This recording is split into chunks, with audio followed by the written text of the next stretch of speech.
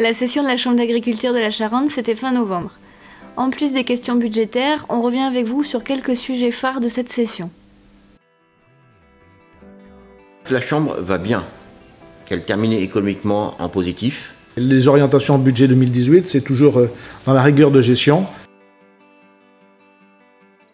La tuberculose en Charente, heureusement, est cantonnée à ce jour sur le sud de la Charente, avec un nombre de cas qui est en augmentation. Aujourd'hui, tout le monde a pris conscience, enfin, de la nécessité d'agir de manière précise, concise et tous ensemble. Dordogne qui n'a jamais rien fait pendant 15 ans. Ils prennent conscience de la tube depuis cette année. Ils ont pollué, pas que la Charente, d'autres départements à cause de ça. Si demain, il y a une zone de quarantaine qui est établie, aucun éleveur ne pourra expédier un animal sans l'avoir testé. Il faudrait doubler le nombre de vétérinaires, parce que la cadence de tir, elle est importante. Et les moyens financiers. Alors, ils disent, les vaccins sont gratuits, les tests sont gratuits. Le test est gratuit, d'accord? Les cornadis, les machins, on n'a pas les moyens de contention de tous les animaux. C'est à souhaiter que le truc, il n'explose pas. Le stockage de l'eau d'hiver pour l'été, c'est une de nos vieilles revendications qui reste aujourd'hui d'actualité. Politiquement, c'est très difficile. On dirait que ce n'est pas entendable aujourd'hui par la société civile, malheureusement. Et alors que c'est une des solutions. Il y avait 4 prévisions de retenue importantes sur le territoire.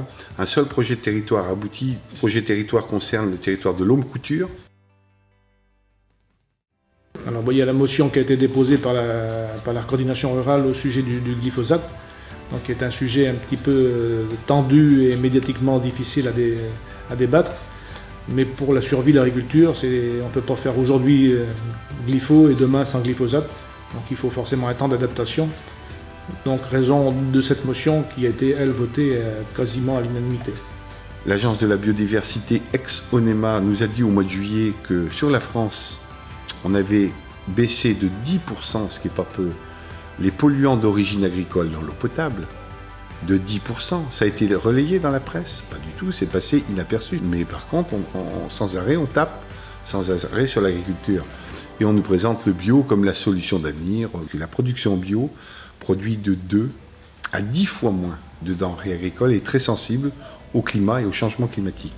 Donc il faut arrêter de faire croire aux gens que demain, la nourriture sera bio, bonne et pas chère, et que jusqu'à maintenant, ils bouffaient de la